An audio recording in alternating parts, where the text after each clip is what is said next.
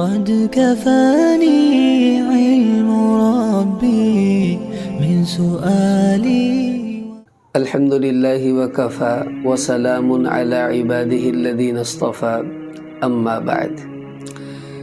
یکم محرم الحرام بالکل قریب آ چکا ہے اور اس میں حضرت عمر رضی اللہ تعالیٰ عنہ کی شہادت کے حوالے سے مسلمانوں میں ایک عجیب جو ہے وہ گرم جوشی پائی جاتی ہے کہ ہم ان کے فضائل سنیں اور ان کی شہادت کی جو حقیقت ہے وہ واقعہ ہمارے سامنے آئے، تاکہ جو اسلامی تاریخ اور اسلامی روایات ہیں اس سے ہم مسلمانوں کو آگاہی ہو سکے. حضرت عمر رضی اللہ تعالیٰ عنہ ان صحابہ میں ہیں جو ابتدائی میں مسلمان ہو گئے تھے اور اپنی بہن کے ذریعے اللہ پاک نے ان کو اسلام کی دولت عطا فرمائی. جو ہی مسلمان ہوئے تو آپ صلی اللہ تعالیٰ علیہ وسلم کی خدمت میں رہ کر انہوں نے اللہ کے تعلق کی وہ سب منزلیں طے کی جو کسی بھی مسلمان سے مطلوب ہوتی ہیں. حضرت عمر رضی اللہ تعالیٰ عنہ کو یہ اعزاز حاصل ہے کہ سب صحابہ مرید تھے آپ صلی اللہ علیہ وسلم کے. مرید کا مطلب ہے کہ وہ خود حضور کو چاہتے تھے اور آپ صلی اللہ علیہ وسلم کے قریب ہونے کی اللہ سے دعائیں مانگتے رہتے تھے. اور عمر رضی اللہ تعالیٰ عنہ یہ مرید نہیں بلکہ یہ مراد رسول ہیں. کیا مطلب کہ رسول پاک صلی اللہ تعالیٰ علیہ وسلم نے خود اللہ سے ان کو مانگا تھا، تو صحابہ اسلام مانگتے رہے، حضور کا قرب مانگتے تھے. اور عمر رضی اللہ عنہ وہ شخصیت ہیں کہ جن کو خود اللہ کے حبیب نے اللہ تعالیٰ سے مانگا، تو جس کو مانگا جائے وہ مراد ہوتا ہے اور جو خود آ رہا ہو وہ مرید ہوتا ہے. تو عمر رضی اللہ تعالیٰ عنہ یہ مراد رسول تھے، یہ ان کی خصوصیت ہے صحابہ کرام میں. پھر سب صحابہ مسلمان ہوئے تو اللہ نے اسلام کی برکت سے انہیں عزت عطا فرمائی. سب مسلمانوں کو آج بھی جو عزت ہے وہ ہماری اسلام ہی کی برکت سے ہے. تو سب صحابہ معزز تھے، یعنی ان کو عزت بخشی گئی تھی اسلام کی برکت سے. اور عمر رضی اللہ تعالیٰ عنہ یہ معزز الاسلام ہے کہ ان کے ذریعے اللہ نے اسلام کو عزت اور ترقی عطا فرمائی تھی. ترمذی میں حدیث آتی ہے، آپ صلی اللہ تعالیٰ علیہ وسلم نے اللہ تعالیٰ سے دعا مانگی، اللہم اعز الاسلام بعمر بن الخطاب، کہ یا اللہ تو عمر بن خطاب کے ذریعے اسلام کو عزت اور غلبہ عطا فرما.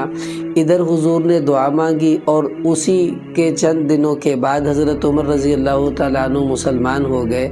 تو یوں یہ مراد رسول بھی بن گئے اور معزز بھی بن گئے کہ ان کی برکت سے اللہ تعالیٰ نے اسلام کو عزت اور بلندی بھی عطا فرمائی.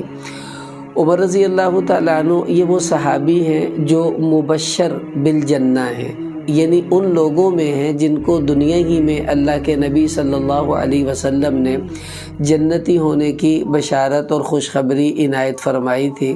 بخاری شریف میں حدیث آتی ہے، آپ صلی اللہ علیہ وسلم احد پہاڑ کے اوپر جا رہے ہیں، حضرت ابوبکر صدیق ساتھ ہیں، حضرت عمر ہیں اور حضرت عثمان غنی رضی اللہ تعالیٰ عنہم، یہ سب ساتھ ہیں.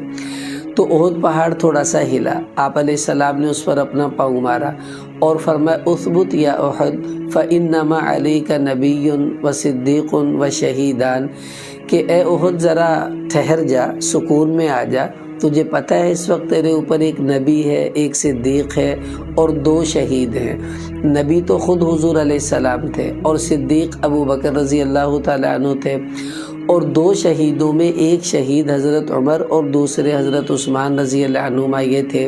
تو یہ وہ ہیں جن کو دنیا ہی میں آپ صلی اللہ علیہ وسلم نے شہید ہونے کی جو ہے وہ خوشخبری دے دی تھی. تو یہ مبشر بالشہادہ ہیں کہ دنیا ہی میں ان کو شہادت کی خوشخبری آپ علیہ السلام نے عطا فرمائی.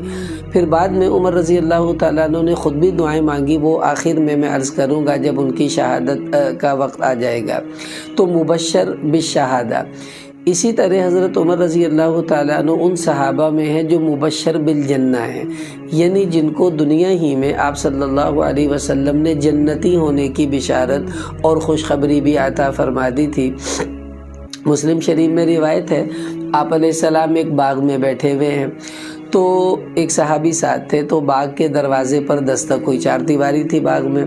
تو مختلف صحابہ آئے، تو جب حضرت عمر آئے تو آپ علیہ السلام نے اس وقت بھی ان صحابی سے کہا کہ جاؤ جا کر دروازہ کھولو، اور جو بھی دروازے کے باہر دستک دینے والا انسان ہے تم اس کو جنتی ہونے کی خوشخبری سنا دو۔ وہ کہتے جب میں گیا، میں نے دروازہ کھولا تو سامنے حضرت عمر رضی اللہ تعالیٰ عنہ کھڑے تھے، تو میں نے ان کو جنت کی خوشخبری دے دی کہ تمہیں حضور نے جنتی ہونے کی بشارت دی ہے۔ ایک ہی مجلس ہے، آپ صلی اللہ علیہ وسلم نے 10 صحابہ کو جنتی ہونے کی خوشخبری دی۔ ان میں حضرت عمر رضی اللہ تعالیٰ عنہ کا دوسرا نمبر ہے۔ آپ علیہ السلام نے فرمایا ابو بکر فی الجنہ، عمر فی الجنہ، عثمان فی الجنہ، علی فی الجنہ، سعد فی الجنہ، سعید فی الجنہ، طلحہ فی الجنہ، زبیر فی الجنہ، عبد الرحمن بن عوف فی الجنہ، اور ابو عبیدہ بن جراح فی الجنہ۔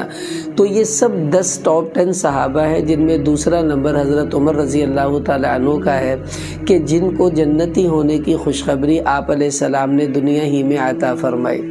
پھر یہ صرف جنت کے نومینیٹ ہونے والے صحابہ ہی نہیں بلکہ ساکن الجنہ بھی ہیں، یعنی وہ صحابی جن کو جنت میں گھر دے دیا گیا اور آپ صلی اللہ علیہ وسلم ان کا گھر بھی جنت میں دیکھا ہے۔ حدیث میں آتا ہے آپ علیہ السلام نے فرمایا اے عمر مجھے جنت دکھائی گئی، میں نے وہاں پر بہت خوبصورت محل دیکھا، تو میں سمجھا یہ میرا ہی ہوگا، تو میں اندر جانے لگا تو مجھے بتایا گیا کہ یہ تو عمر بن خطاب کا محل ہے۔ تو اے عمر مجھے تیری غیرت یاد آ گئی، تو میں اس کے اندر پھر نہیں گیا۔ تو عمر رضی اللہ عنہ رونے لگے کہ یا رسول اللہ ہم آپ پر غیرت کریں گے، یہ کیسے ہو سکتا ہے، ہمارے تو ماں باپ آپ پر قربان۔ تو اللہ کے محبوب صلی اللہ علیہ وسلم نے ان کا گھر، ان کا محل خود جنت میں اپنی آنکھوں سے دیکھا، تو یہ ساکن الجنہ بھی ہیں کہ جنت میں رہنے والے ہیں، اور ان کا مکان وہاں پر جو ہے وہ بنا دیا گیا جس کو آپ علیہ السلام نے اپنی آنکھوں سے دیکھا۔ عمر رضی اللہ تعالیٰ عنہ کی ایک خصوصیت یہ بھی ہے کہ یہ غالب علی الشیاطین والجن بھی ہیں، یعنی وہ صحابی ہیں کہ جن سے شیطان بھی ڈرتا ہے، جنات بھی ڈرتے ہیں، اور یہ غالب آنے والے ہیں شیاطین اور جنات پر۔ بخاری شریف میں حدیث آتی ہے آپ صلی اللہ علیہ وسلم نے حضرت عمر رضی اللہ تعالیٰ عنہ سے فرمایا کہ اے عمر تو وہ آدمی ہے کہ اگر تو کسی گلی میں داخل ہو، کسی راستے پر چلتا ہو، تو شیطان جو ہے الا سلک فجا غیر فجک، تو تیرے چلنے والے راستے کو چھوڑ کر شیطان کوئی دوسرا راستہ اختیار کر لیتا ہے۔ مثلا تم اگر 2 نمبر گلی میں جا رہے ہو تو شیطان 2 نمبر گلی میں نہیں گھسے گا، 3 میں چلا جائے گا، 1 میں چلا جائے گا، 2 والی گلی میں وہ نہیں گھسے گا۔ تو عمر رضی اللہ تعالیٰ عنہ کا اتنا رعب اور دبدبا تھا کہ شیاطین پر بھی یہ غالب آ جانے والے تھے کہ ان کو دیکھ کر شیطان بھاگ جاتا تھا۔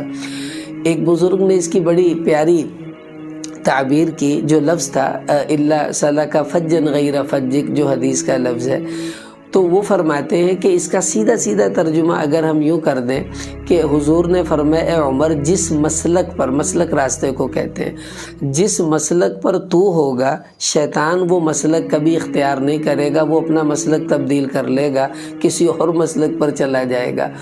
پھر ایک بزرگ سے میں نے اور بڑی عجیب بات سنی، وہ کہنے لگے دیکھو حدیث میں یہ کہا کہ عمر کو دیکھ کر شیطان راستہ بدل لیتا ہے، بھاگ جاتا ہے، وہاں نہیں شیطان آتا جہاں پر عمر رضی اللہ تعالیٰ عنہ ہو۔ تو کہنے لگے کہ اس حدیث کا عملی منظر آج بھی اگر تم نے دیکھنا ہے تو روضہ رسول صلی اللہ علیہ وسلم پر چلے جاؤ، وہاں پر کچھ ایسے بدبخت آتے ہیں کہ جو حضور علیہ السلام کے سامنے مواجہ شریف پر آتے ہیں اور صلاۃ و سلام پڑھتے ہیں، اس کے بعد جب حضرت ابو بکر و عمر پر سلام کی باری آتی ہے تو وہ راستہ بدل کر بھاگ جاتے ہیں۔ تو کہنے لگے آج بھی عمر کو دیکھ کر شیطان اپنا راستہ بدل لیتا ہے، بھلے وہ من الجنتی ہو یا والناس ہو، یعنی انسانوں میں سے وہ شیطان ہو یا جنوں میں سے ہو، عمر کا رعب آج بھی اسی طرح قائم ہے۔ تو یہ ان کی خصوصیت ہے۔ حضرت عمر رضی اللہ تعالیٰ عنہ کو ایک اور اعزاز حاصل ہے کہ لسان الحق، کہ ان کی زبان وہ زبان ہے جو حق بولتی تھی اور ان کی زبان پر حق کو جاری کر دیا گیا تھا۔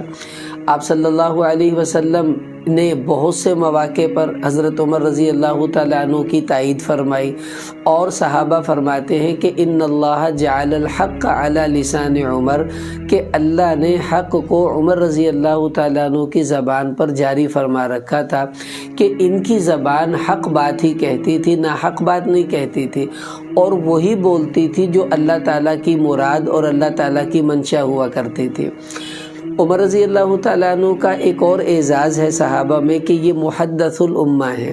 محدث اس انسان کو کہتے ہیں کہ جو وہ بولتا ہے جو اللہ کی مراد ہو، اللہ کی چاہت ہو، یعنی جو اللہ چاہ رہے ہوتے ہیں وہ اس کی زبان پر خود بخود جاری ہو جاتا ہے۔ آپ صلی اللہ علیہ وسلم نے فرمایا کہ پہلی امتوں میں ایسے لوگ گزرے ہیں جو ایسے ہوا کرتے تھے، اور میری امت میں اگر کوئی محدث ہے، ایسا انسان جو اللہ کی منشا کے مطابق بولتا ہے، تو وہ عمر بن خطاب رضی اللہ تعالیٰ عنہ ہے۔ یہ میری امت کے محدث ہیں۔ کیوں؟ کہ قرآن پاک کی ڈھیروں آیتیں ایسی ہیں جو صرف حضرت عمر رضی اللہ تعالیٰ عنہ کی تائید پر اتری ہیں، یعنی ادھر حضرت عمر نے کچھ کہا، ادھر اللہ نے وہی قرآن بنا کر اتار دیا، اور یہ ڈھیروں آیات قرآن پاک کی علماء نے ان کو جمع کر دیا۔ تو یہ بھی ان کا اعزاز ہے کہ گزشتہ امتوں میں کوئی ایسا آدمی ہوتا تھا، اور آپ علیہ السلام نے فرمایا میری امت میں جو ایسا آدمی ہے کہ جو وہ بولتا ہے جو اللہ کی چاہت اور منشا ہے، وہ صرف عمر بن خطاب رضی اللہ تعالی عنہ ہیں، کہ ان کو اللہ تعالیٰ نے یہ اعزاز عطا فرمایا تھا۔ پھر حضرت عمر رضی اللہ تعالیٰ عنہ کو اللہ نے وہ کرامات دی تھی جو دوسروں کو نصیب نہ ہوئی، ایسی کرامات کہ ان کا جو جیسے سلیمان علیہ السلام کی تو ایک حکومت تھی نا، ہواؤں کے اوپر بھی اور جنات کے اوپر بھی، لیکن عمر رضی اللہ تعالیٰ عنہ کو اگرچہ ویسی حکومت تو نہیں مل سکتی تھی، لیکن اللہ نے ان کو اس کا کچھ رنگ عطا فرمایا تھا کہ ہوائیں ان کے تابع کر دی اور دریا ان کے تابع کر دیے۔ ساریہ رضی اللہ تعالیٰ عنہ ایک غزوے میں تھے بہت دور مدینہ سے کسی ملک کے اندر، تو وہ کہنے لگے کہ ہم پہاڑ کی اوٹ میں چل رہے تھے تو دشمن ہم پہ حملہ کرنے لگا، تو ہمیں نہیں پتا تھا وہ پیچھے سے آ رہا ہے۔ تو عمر رضی اللہ تعالیٰ عنہ مدینہ میں خطبہ دے رہے ہیں، ممبر کے اوپر کھڑے ہیں، اور خطبہ دیتے دیتے کہنے لگے یا ساریۃ الجبل، اے ساریہ پہاڑ کی اوٹ میں چھپ جاؤ۔ تو وہ کہتے ایک دم آواز ہمیں حضرت عمر کی پہنچی تو ہم وہاں چھپ گئے، تو دشمن اوپر سے آگے گیا، پھر ہم نے ان پر حملہ کر دیا، ورنہ ہم پھنس جاتے۔ اب صحابہ پریشان ہیں کہ عمر رضی اللہ عنہ مدینہ میں خطبہ دے رہے ہیں اور کہہ رہے ہیں کہ ساریہ پہاڑ کی اوٹ میں ہو جاؤ، اور ساریہ تو فلاں ملک کے اندر ہیں، یہ کیا ہوا؟ بعد میں جب وہ آئے تو ان سے پوچھا گیا کہ آپ کو کسی دن حضرت عمر کی آواز آئی تھی؟ کہا ہاں بالکل آئی تھی، وہ یوں ہوا بلکہ ہم تو اس دن بچ گئے ورنہ ہمارا بڑا نقصان ہو جاتا۔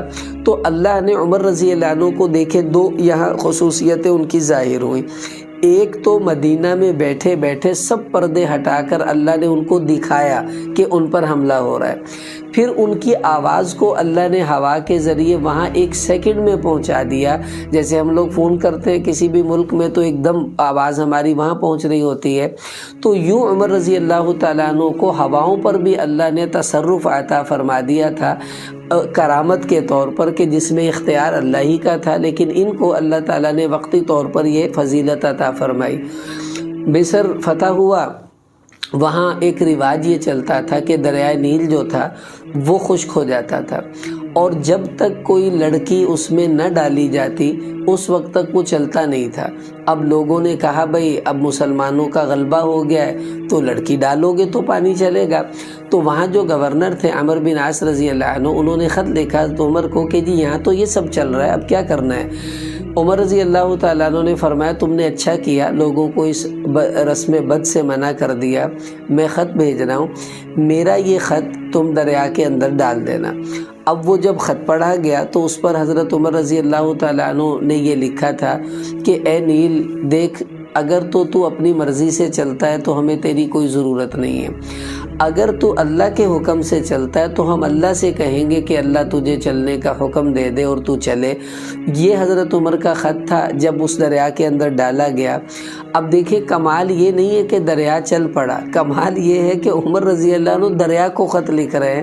بھئی دریا کون سا پڑھا لکھا ہے یا اس کو کیا سمجھے خط کیا ہوتا ہے، لیکن ان کو اللہ پر اتنا کامل اعتماد تھا کہ وہ خط ڈلا اور 24 فٹ پانی دریا کا بلند ہوا، اور آج تک اس کے بعد کبھی دریائے نیل خشک نہیں ہوا۔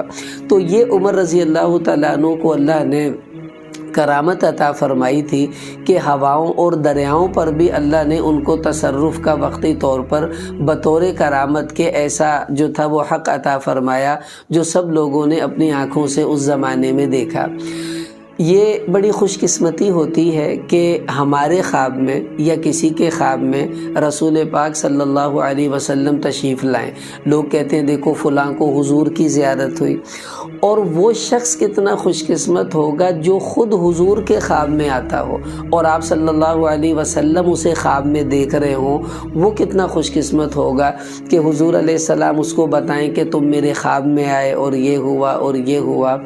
عمر رضی اللہ تعالیٰ عنہ ان خوش قسمت صحابہ میں ہیں کہ جن کو یہ اعزاز حاصل ہے کہ یہ حضور کے خوابوں میں آیا کرتے تھے، اور یہ محبت کی دلیل بھی ہوتی ہے۔ مثلاً بخاری شریف میں حدیث آتی ہے، آپ صلی اللہ علیہ وسلم نے فرمایا کہ میں نے خواب دیکھا کہ میں دودھ کا پیالہ پی رہا ہوں، اور اتنا پیا کہ دودھ میرے ناخنوں سے انگلیوں سے نکلنے لگا۔ پھر جو بچ گیا دودھ، وہ بچا ہوا میں نے عمر کو دے دیا اور عمر نے اس کو پی لیا۔ صحابہ نے پوچھا حضور اس کی تعبیر کیا ہے؟ آپ صلی اللہ علیہ وسلم نے فرمایا کہ علم، دودھ کی تعبیر علم سے حضور علیہ السلام نے دی، یعنی جو نبوت کا علم ہوتا ہے اس کا بچا کچا جو انوارات تھے اور آثار تھے وہ حضور نے عمر رضی اللہ تعالیٰ عنہ کو دیے، جس کو انہوں نے پی لیا، اور اسی کا نتیجہ تھا کہ عمر رضی اللہ تعالیٰ عنہ ان صحابہ میں ہیں جو بڑے علماء تھے۔ جب ان کی شہادت ہوئی تو حضرت عبداللہ بن مسعود رضی اللہ تعالیٰ عنہ نے اس موقع پر بڑی عجیب بات ارشاد فرمائی، کہنے لگے لوگوں، اللہ نے علم کے 10 حصے زمین پر رکھے ہوئے تھے اور آج 9 حصے تم سے رخصت ہو گئے۔ یعنی عمر رضی اللہ عنہ کا علم اتنا بڑا بھاری علم تھا کہ 9 حصے اکیلے عمر کے ہیں اور 1 حصہ باقی دنیا کے انسانوں کا ہے۔ اتنا بڑا علم اللہ نے عطا فرمایا، کیوں کہ حضور نے جو بچا ہوا پیالہ ان کو دیا وہ نبوی علم کے آثار تھے جو اللہ نے ان کو عطا فرمائے۔ اسی وجہ سے تو آپ علیہ السلام نے ان کو وہ معیار جو تھا صحابہ میں عطا فرمایا کہ نبوت کے لائق اور نبوی صفات کے حامل صحابہ میں جو سب سے بڑھ کر تھے وہ عمر رضی اللہ تعالیٰ عنہ تھے۔ ترمذی میں حدیث آتی ہے، آپ علیہ السلام نے فرمایا لو کان بعدی نبی لکان عمر، اے لوگو اگر بالفرض میرے بعد اللہ نے نبوت کے سلسلے کو جاری رکھنا ہوتا اور کوئی نبی آنا ہوتا تو عمر اس میرٹ پر پہنچ چکا ہے کہ اللہ اس کو نبوت عطا فرماتے۔ کتنی بڑی فضیلت ہے یہ حضرت عمر رضی اللہ تعالیٰ عنہ کی کہ یہ نبوی صفات کے حامل تھے اور انبیاء کے میرٹ کے قریب اللہ نے ان کو پہنچایا ہوا تھا۔ یہ نہیں کہ ان کو نبی بنانا تھا یا یہ نبی بن جاتے، حضور نے صرف ان کی فضیلت ظاہر کرنے کے لیے یہ بات بتائی ہے۔ جیسے کوئی بادشاہ کہہ دے کہ اگر میری جگہ کوئی اور بادشاہ بننے کے لائق ہوتا تو فلاں ہوتا، اب یہ مطلب نہیں ہے کہ اس کو بادشاہ بنا دیا گیا ہے یا بنا دیا جائے گا، وہ صرف اس کی ایک خصوصیت بتاتا ہے۔ تو آپ علیہ السلام نے پوری امت کو حضرت عمر رضی اللہ عنہ کی خصوصیت بتائی کہ اگر میرے بعد نبوت کے لائق کوئی شخص تھا تو وہ عمر بن خطاب رضی اللہ تعالیٰ عنہ تھے، لیکن چونکہ میرے بعد نبی آنا ہی نہیں ہے اس لیے عمر بھی نبی نہیں ہے، لیکن صفات اللہ نے ایسی کامل ان کو عطا فرمائی تھی، یہ بھی ان کی خصوصیت ہے۔ پھر عمر رضی اللہ تعالیٰ عنہ کمال فی الدین کے اعزاز سے بھی نوازے گئے کہ ان کو دین میں سب سے زیادہ کمال حاصل تھا دینی اعتبار سے۔ بخاری شریف میں حدیث آتی ہے، آپ علیہ السلام نے خواب دیکھا، فرمایا کہ میرے خواب میں میرے سامنے سے میرے صحابہ گزارے گئے، سب نے قمیصیں پہنی ہوئی تھی، اور یہ قمیص کون سی ہے؟ جس کو اللہ نے قرآن میں فرمایا وَلِبَاسُ التَّقْوَىٰ ذَلِكَ خَيْرٌ، کہ تقوی کا لباس سب سے بہترین لباس ہے، تو وہ والی قمیص۔ تو فرمایا کسی کی قمیص گھٹنوں تک، کسی کی اس سے نیچے، کسی کی اوپر، اور جب عمر میرے سامنے سے گزرے تو یجر قمیصہ بالارض، تو ان کی جو قمیص تھی وہ پاؤں سے نیچے زمین کے اوپر لگ چکی تھی، اور وہ اس کو گھسیٹتے ہوئے گزر رہے تھے، یعنی اتنی لمبی قمیص تھی عمر کی جو ان کے قد سے بھی آگے نکل چکی تھی۔ صحابہ نے پوچھا حضور اس کی کیا تعبیر ہے؟ تو آپ صلی اللہ علیہ وسلم نے فرمایا اس کی تعبیر یہ ہے دین، کہ دین میں عمر صحابہ میں اتنا آگے نکل چکا ہے، اتنا آگے نکل چکا ہے کہ اس کی قمیص اس کے پاؤں سے بھی نیچے چلی گئی، یعنی سر سے لے کے پاؤں تک عمر سراپے دین بن چکا ہے اور دین کی چادر کے اندر لپٹا ہوا ہے۔ یہ کتنی بڑی فضیلت ہے جو آپ صلی اللہ علیہ وسلم نے ان کو عطا فرمائی اور صحابہ کو بتلائی۔ پھر عمر رضی اللہ تعالیٰ عنہ یہ عبقری شخصیت ہے۔ عبقری اس انسان کو کہتے ہیں جو غیر معمولی صلاحیتوں کا حامل ہو اور اتنا طاقتور ہو کہ اس کے مقابلے میں دوسرا کوئی طاقتور نہ آ سکے، اس کو عبقری کہتے ہیں۔ حضور علیہ السلام نے حضرت عمر رضی اللہ تعالیٰ عنہ کو خود عبقری فرمایا۔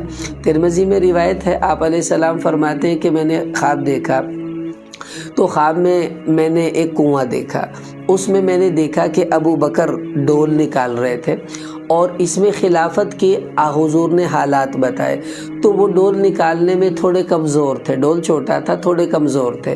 تو وہی ہوا کہ ابو بکر صدیق کا زمانہ آیا، ایک تو مسلمانوں کی حکومت تھوڑی کم تھی اور دوسرا ارتداد کا زمانہ تھا، تو اتنی زیادہ مضبوطی اور قوت اس وقت نہیں تھی۔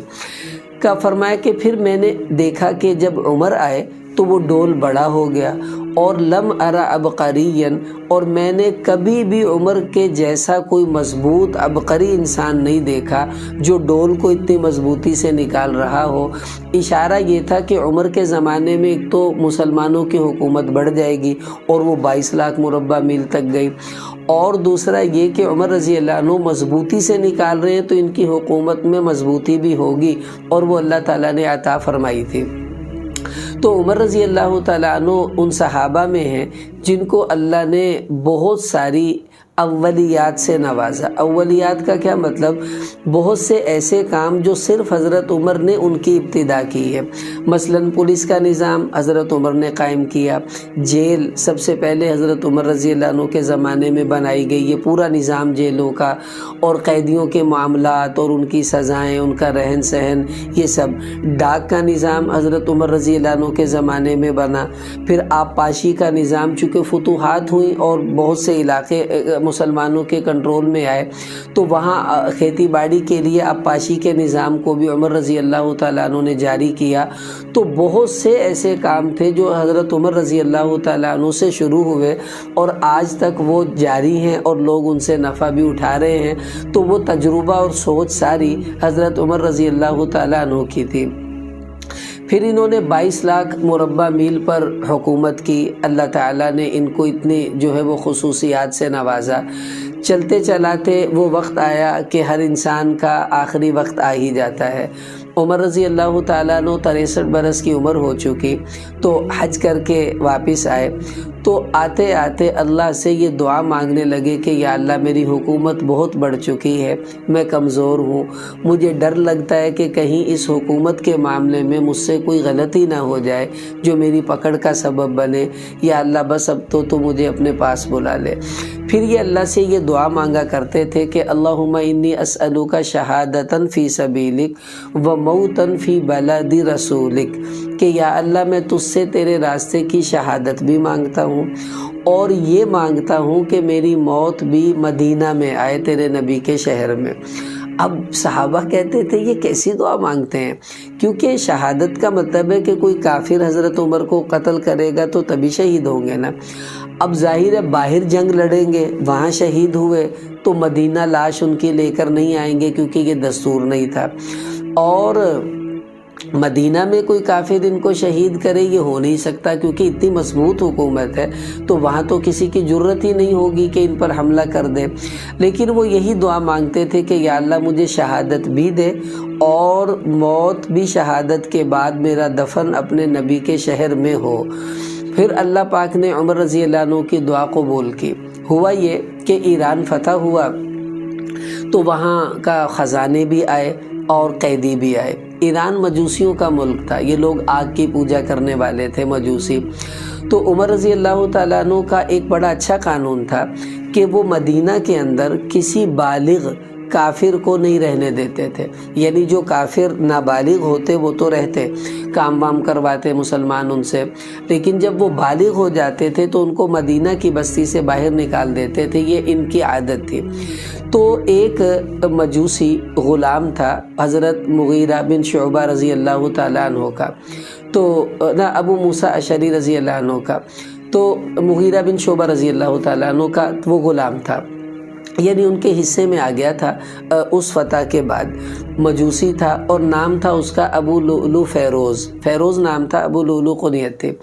تو یہ ابو لؤلؤ فیروز جو تھا یہ عجیب آدمی تھا، لکڑی کا کام بھی کرتا تھا، لوہے کا کام بھی کرتا تھا، مستری کا کام بھی کرتا تھا، اور اس زمانے میں دستور یہ تھا کہ کافروں پر مسلمانوں کی طرف سے ٹیکس ہوتا تھا کہ ہم تمہارے جان مال کی حفاظت کریں گے اور تم نے اس کے بدلے میں ہمیں ٹیکس دینا ہے تاکہ ہم تمہارے ہی اوپر اس کو خرچ کر سکیں، اس کو خراج کہتے تھے۔ تو اس پر بھی خراج تھا۔ تو یہ ابو لؤلؤ فیروز جو تھا یہ اصل میں ایرانی ایجنٹ بھی تھا، غلام تو تھا لیکن ایجنٹ تھا، اور ان کا بہت زبردست یہ کمانڈر تھا، اتنا تربیت یافتہ تھا، خنجر چلانے کا بڑا ماہر، تلوار چلانے کا بڑا ماہر، کیونکہ جو اس قسم کے ایجنٹ ہوتے ہیں وہی اتنی مہارت رکھتے ہیں، عام آدمی کو ہتھیار چلانے میں اتنی مہارت نہیں ہوتی۔ تو مغیرہ بن شعبہ رضی اللہ عنہ کو حضرت عمر رضی اللہ تعالیٰ عنہ نے یہ کہا کہ یہ بالغ ہے، تم اس کو مدینہ میں نہیں رکھو، اس کو یہاں سے نکال دو۔ انہوں نے سفارش کی کہ دیکھیے یہ آدمی چکی بناتا ہے، آٹا پیسنے والی، اور پورے مدینہ میں کوئی بندہ چکی کا کاریگر نہیں ہے، لوگوں کی چکیاں خراب ہوتی رہتی ہیں اور لوہے کا کام بھی یہ کرتا ہے، اگر یہ یہاں سے چلا گیا تو ہم لوگ اپنی چکیاں کیسے ٹھیک کروائیں گے اور دوسرے کام کس سے کروائیں گے، تو اس لیے آپ اس کو رہنے کی اجازت دے دیں۔ تو عمر رضی اللہ تعالیٰ عنہ نے پھر اس کو رہنے کی اجازت دے دی۔ اب یہ حضرت عمر رضی اللہ تعالیٰ عنہ کے مجلس میں آتا جاتا تھا، ویسے آتا جاتا تو لوگوں کو شک پڑتا کہ یہ کیوں آتا ہے، تو یہ اپنا کوئی نہ کوئی کام لے کر آتا تھا یہ دیکھنے کے لیے کہ کتنے لوگ ان کی حفاظت کرتے ہیں، کب کب ہوتے ہیں، کب یہ اکیلے ہوتے ہیں، کب مجمع میں ہوتے ہیں، کون سا موقع مجھے مناسب ملے گا ان پر حملہ کرنے کے لیے۔ اور اس ظالم نے ایک ایسا خنجر اپنے پاس رکھا ہوا تھا جو پورے مدینہ میں اور اس کے تمام اطراف کے علاقوں میں استعمال نہیں ہوتا تھا، دو دھاری خنجر، ادھر سے بھی ادھر سے بھی، اور درمیان میں زگ زیگ اس کے تھا تاکہ خنجر لگے تو وہ اچھی طرح آنتڑیوں کو چیر کر جو ہے وہ پھاڑ دے۔ اور اوپر سے ظلم یہ کیا کہ اس نے اس خنجر کو زہر کے اندر کئی دن بھگویا، اور اتنا بھگو دیا اس نیت سے کہ جب میں ماروں گا تو اگرچہ عمر رضی اللہ تعالیٰ عنہ اس خنجر سے قتل نہ بھی ہوئے تو خنجر کے ذریعے جو زہر اندر جائے گا اس زہر سے قتل ہو جائیں گے، تو دونوں صورتوں میں ان کا کام تمام کر دوں گا، یہ اس کی پلاننگ تھی۔ تو گویا حضرت عمر رضی اللہ عنہ کی شہادت جو تھی یہ کوئی حادثاتی واقعہ نہیں تھا، بلکہ یہ پلاننگ شدہ ایک معاملہ تھا جس کو پہلے سے جو ہے وہ تیار کر لیا گیا تھا، اور اس ایجنٹ کی طرف سے وہ تیاری تھی جو ایرانی ایجنٹ تھا، ابو لؤلؤ فیروز مجوسی تھا۔ یہ جو مجوسیوں کے دوسرے غلام تھے صحابہ کے حصے میں جو آئے، اس کے بارے میں آتا ہے تاریخ میں کہ ان غلاموں کو دیکھتا تو ان کے سروں پر ہاتھ رکھتا اور روتا اور کہتا کہ میرا دل چر جاتا ہے تم لوگوں کو دیکھ کر، اور میں اندر سے دکھتا رہتا ہوں تمہیں دیکھ کر، فکر نہ کرو بدلہ لوں گا۔ تو یہ بدلہ لینے کا جو جذبہ تھا گویا کہ یہ ایک ٹریننگ شدہ کمانڈر تھا، اور باقاعدہ بدلہ لینے ہی کی نیت سے یہ وہاں پر رہ رہا تھا، اور اس کوشش میں لگا ہوا تھا کہ کسی طرح یہ کام میں تمام کر دوں۔ ادھر حضرت عمر دعائیں مانگ رہے ہیں نیچے اسباب جو ہیں وہ بننا شروع ہوئے ان کی شہادت کے، اور شہادت کی خبر تو حضور نے پہلے ہی دے دی تھی کہ اے احد تیرے اوپر 2 شہید ہیں، جن میں ایک حضرت عمر رضی اللہ تعالیٰ عنہ بھی تھے۔ اب یہ ہوا کہ یہ آدمی حضرت عمر رضی اللہ عنہ کو پاس آیا اور آ کر کہنے لگا اے عمر، میرے اوپر جو ٹیکس ہے وہ بہت زیادہ ہے، تو آپ تھوڑا کم کروا دیں۔ حضرت عمر نے پوچھا بھئی کتنا ٹیکس ہے؟ اس نے بتایا اتنا ہے۔ پوچھا تم کام کیا کرتے ہو؟ وہ کہنے لگا میں لوہے کا بھی کرتا ہوں، لکڑی کا بھی کرتا ہوں، چکیاں بھی بناتا ہوں۔ کہا بھئی دیکھو تمہارا جتنا کاروبار ہے، جتنی آمدنی ہے، اس اعتبار سے تو یہ ٹیکس بالکل ٹھیک ہے، زیادہ تو نہیں ہے، تو تم خامخواہ اس کو زیادہ سمجھ رہے ہو۔ چلو کوئی کم نہیں ہوگا، اتنا ہی رہے گا کیونکہ یہ کافی ہے۔ تو یہ وہاں سے بڑبڑاتا ہوا گیا کہ ہاں مجھے کہاں انصاف ملے گا، یہاں ہم مجوسیوں کو کون پوچھتا ہے۔ مطلب یہ کہ اس نے عمر رضی اللہ تعالیٰ عنہ کے فیصلے کو لفظوں میں چیلنج کر دیا کہ مجھے یہ اچھا نہیں لگا اور میں دل سے اسے قبول نہیں کر رہا۔ اس کے بعد یہ ہوا، یہ چلا گیا تو حضرت عمر ایک دفعہ کہیں قریب سے گزرے تو یہ کام کر رہا تھا۔ انہوں نے مذاق کے طور پر اس سے کہا کہ بھائی کیا کر رہے ہو؟ کہنے لگا میں چکی بنا رہا ہوں۔ تو انہوں نے کہا کہ یار ایک چکی میرے لیے بھی بنا دو، سنا ہے تم بڑی اچھی چکیاں بناتے ہو۔ اب اس کا جواب سنیں۔ اس نے حضرت عمر رضی اللہ تعالیٰ عنہ سے کہا کہ ہاں ایسی چکی بناؤں گا کہ مشرق اور مغرب میں اس کی شہرت ہوگی، یعنی ایسی چکی بنا کر دوں گا۔ تو عمر رضی اللہ تعالیٰ عنہ کی فراست بہت تیز تھی۔ انہوں نے صحابہ سے کہا دیکھو یہ آدمی مجھے قتل کی دھمکی دے رہا ہے۔ کہا جی کیسے؟ کہ یہ نہیں کہہ رہا کہ میں تمہیں چکی بنا کر ایسی دوں گا جس کی مشرق اور مغرب میں شہرت ہوگی، بلکہ یہ مجھے قتل کی دھمکی دے رہا ہے، اس کے اندر کے جذبات یہ ہیں۔ تو صحابہ نے کہا اس کو پکڑ لیں۔ فرمایا نہیں، اس نے کچھ کیا تو ہے نہیں، پکڑیں گے کیوں؟ انصاف اتنا تھا، حالانکہ آج کا کوئی بادشاہ ہوتا تو اسی وقت اسے مروا دیتا، لیکن انصاف کا بول بالا تھا۔ عمر رضی اللہ عنہ نے کہا کہ نہیں، بغیر جرم کے کسی کو پکڑنا، اس کو سزا دینا، یہ تو اسلام کا طریقہ ہی نہیں ہے۔ انہوں نے اس کو اس کے حال پر چھوڑ دیا۔ تو اس لفظ سے اندازہ ہوتا ہے کہ یہ آدمی پہلے سے پلاننگ کر چکا تھا عمر رضی اللہ تعالیٰ عنہ کو شہید کرنے کی۔ اس کے بعد حضرت عمر نے ایک مرتبہ خواب دیکھا۔ خواب یہ دیکھا کہ ایک سرخ رنگ کا مرغا ہے اور فرمایا وہ میرے پیٹ کے اوپر اپنی چونچ مار رہا ہے۔ تو لوگوں نے کہا اس کی کیا تعبیر ہے؟ اب سرخ رنگ کا مرغا، اس سے مراد ہے کوئی ایسا آدمی جو سفیدی اور سرخی رنگ کا ہوگا اور یہاں پر مجھے زخم کرے گا اور جس سے میری شہادت ہوگی۔ اور ایران کا رہنے والا یہ ابو لؤلؤ فیروز جو تھا، چونکہ یہاں کے علاقے کے لوگوں کے رنگ ذرا سفید تھے، تو یہی تھا جو خواب میں عمر رضی اللہ تعالیٰ عنہ کو دکھایا گیا سرخ مرغے کی شکل میں، اور وہی ہوا کہ بعد میں خنجر بھی پیٹ میں اس نے مارا۔ خیر یہ وقت گزرا، ایک دن اس نے پوری پلاننگ کر لی اور وہ ذی الحجہ کی 27 تاریخ تھی۔ یہاں ایک بات تھوڑی سمجھ لیں، تاریخ کے اندر حضرت عمر رضی اللہ تعالیٰ عنہ کی شہادت کے بارے میں مختلف روایات ملتی ہیں۔ مثلا یہ بھی ملتا ہے کہ 27 ذی الحجہ کو یہ شہید ہوئے، یہ بھی ملتا ہے کہ 28 کو ہوئے، یہ بھی ملے گا 30 کو ہوئے، یہ بھی ملے گا کہ 1 محرم الحرام کو ہوئے۔ اب ان سب روایات میں جو تطبیق علماء نے دی ہے وہ اس طرح دی ہے کہ حضرت عمر رضی اللہ تعالیٰ عنہ کو جب خنجر لگا تو خنجر لگنے کے فوراً بعد تو وہ شہید نہیں ہوئے تھے، بلکہ 3 یا 4 دن، اس میں بھی اختلاف ہے کہ 3 دن بیمار رہے یا 4 دن، اس کے بعد ان کا جو ہے وہ شہادت ہوئی ہے اور وصال ہوا ہے۔ اب اس کی ترتیب کیا بنے گی کہ 27 ذی الحجہ کو حضرت عمر کو خنجر لگا، 27، 28، 29، تو یہ 3 دن بیمار رہے۔ اب اگر اس سال ذو الحجہ کا مہینہ 29 کا تھا تو پھر 29 کے بعد چوتھے دن 1 محرم الحرام تھی، اور 1 محرم کو حضرت عمر رضی اللہ تعالیٰ عنہ شہید ہوئے۔ اسی دن جنازہ ہوا اور ان کو دفن کر دیا گیا۔ اور بالفرض اگر اس سال ذو الحجہ کا مہینہ 30 کا ہے تو پھر 27 کو خنجر لگا، 27، 28، 29 3 دن بیمار، اور چوتھے دن بنتا ہے 30 ذی الحجہ، تو 30 ذی الحجہ کو پھر ان کا شہادت ہوئی اور اسی دن جنازہ، اسی دن دفن۔ لیکن اگر اس روایت کو لیں کہ جس میں یہ 3 نہیں بلکہ 4 دن بیمار رہے، تو پھر 27، 28، 29 اور 30 یہ چاروں دن بیماری کے شمار ہوں گے۔ پھر 5واں دن یکم محرم الحرام بنے گا اور اس دن ان کی شہادت ہے۔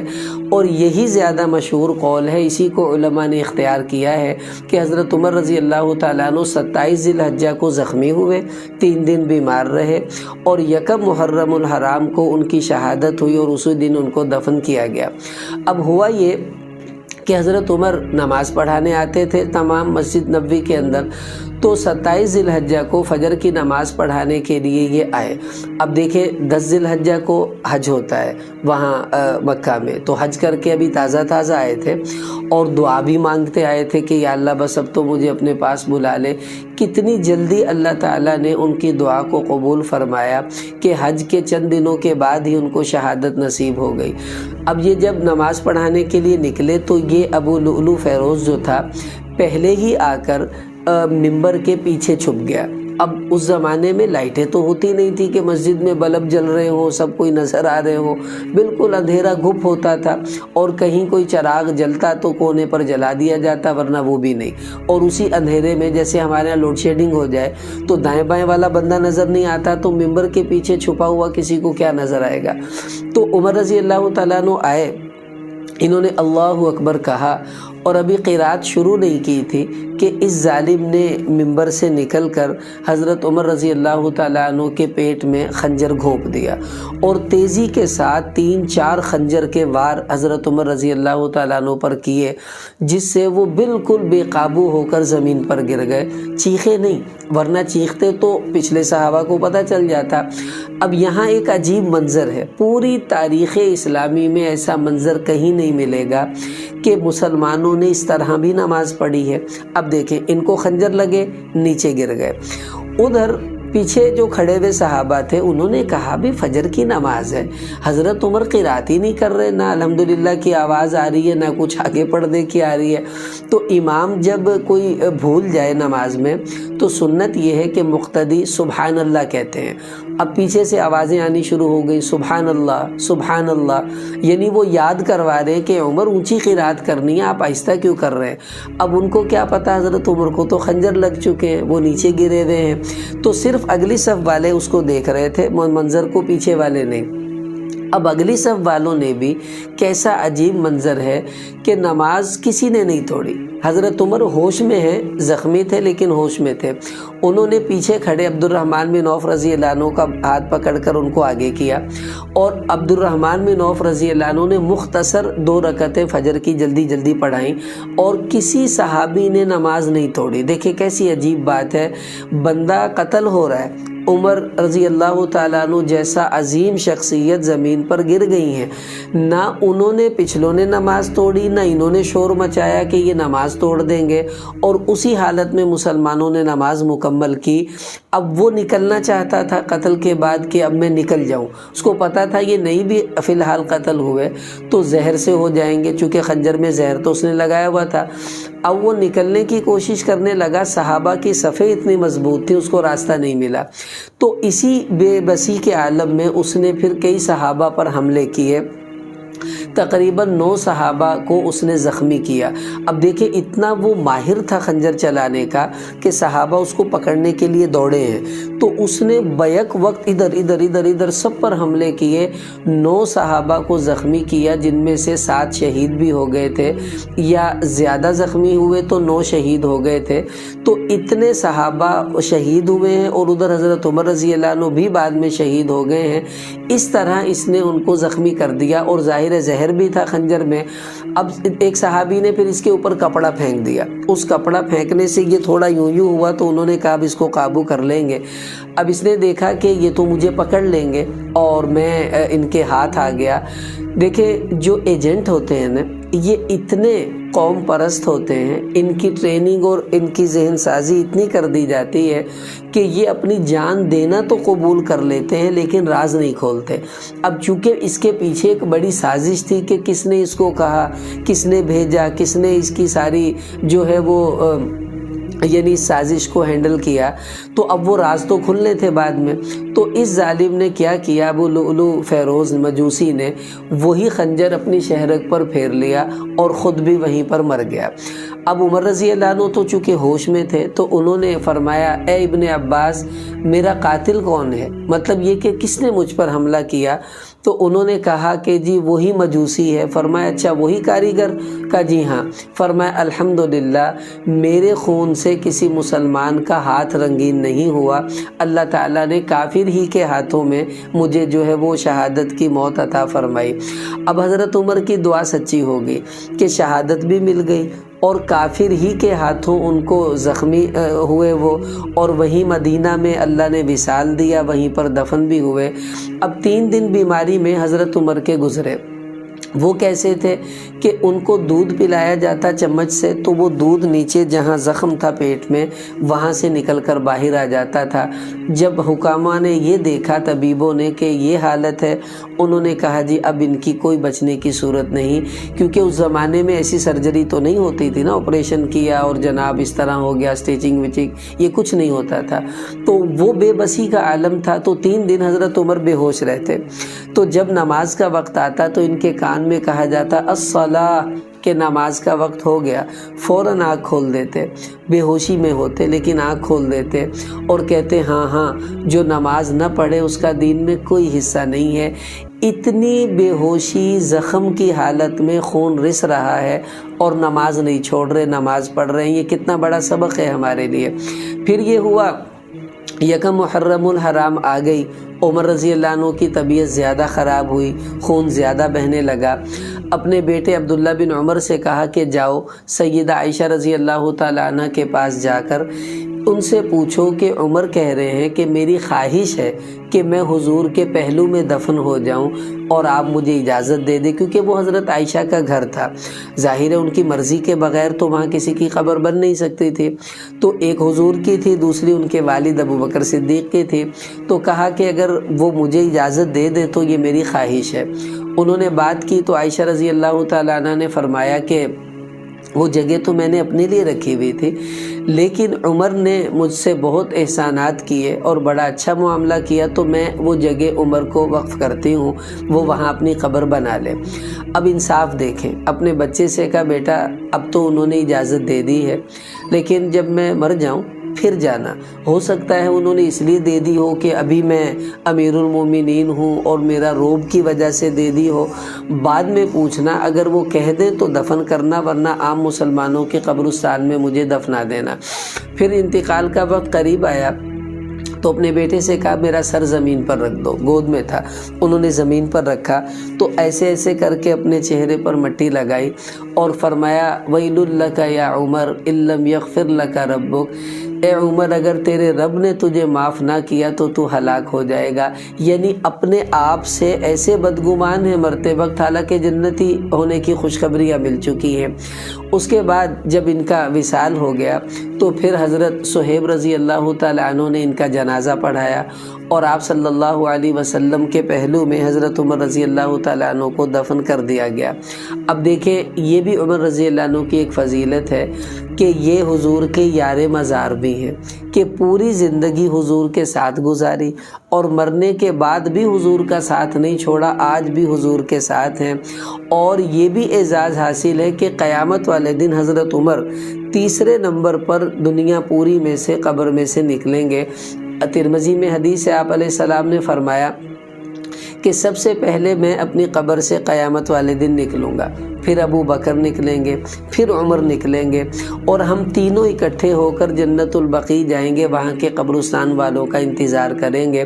تو عمر رضی اللہ تعالیٰ عنہ آج بھی حضور کے ساتھ لیٹ کر یہ ثبوت دے رہے ہیں کہ محبت ایسی ہوتی ہے، اطاعت ایسی ہوتی ہے، اور حضور کا ساتھ دینا ایسا ہوتا ہے کہ دنیا میں بھی باڈی گارڈ بن کر رہے اور مرنے کے بعد بھی حضور کے باڈی گارڈ بن کر آپ کے ساتھ روزے میں چلے گئے، کہ یہاں بھی گویا کہ حضور کی حفاظت کی ذمہ داری کا ایک قسم کا ثبوت دے رہے ہیں کہ ہم آج بھی حضور کے ساتھ اسی طرح ہیں۔ بہرحال یہ حضرت عمر رضی اللہ تعالیٰ عنہ کی شہادت کا مختصر خلاصہ تھا۔ اب ضرورت اس بات کی ہے کہ ہم لوگ آج بھی عمر رضی اللہ تعالیٰ عنہ کی سیرت کو اپنا لیں حکومتی سطح پر، تو ہماری حکومتیں آج بھی ویسی ترقی کریں گی جیسا کہ اس زمانے میں تھی۔ بلکہ میں نے تو ایک وکیل سے سنا کہ دوسرے ممالک میں یونیورسٹیوں میں باقاعدہ عمر لاز کے نام پر ایک چیپٹر پڑھایا جاتا ہے کہ وہ قانون جو حضرت عمر نے اپنے زمانہ خلافت میں لاگو کیے ہوئے تھے وہ پڑھائے جاتے ہیں، جس کی وجہ سے آج غیر قومیں ترقی کر رہی ہیں۔ ہم بھی اگر کریں ان قوانین کو فالو تو ہم بھی ترقی کر سکتے ہیں، اور عمومی طور پر جو صفات اللہ نے حضرت عمر کو دی تھی وہ ہم اپنائیں تو اللہ ہمیں انفرادی طور پر بھی ترقی دے دیں گے۔ اللہ تعالی ہمارا حشر قیامت میں ان حضرات کے ساتھ فرمائے۔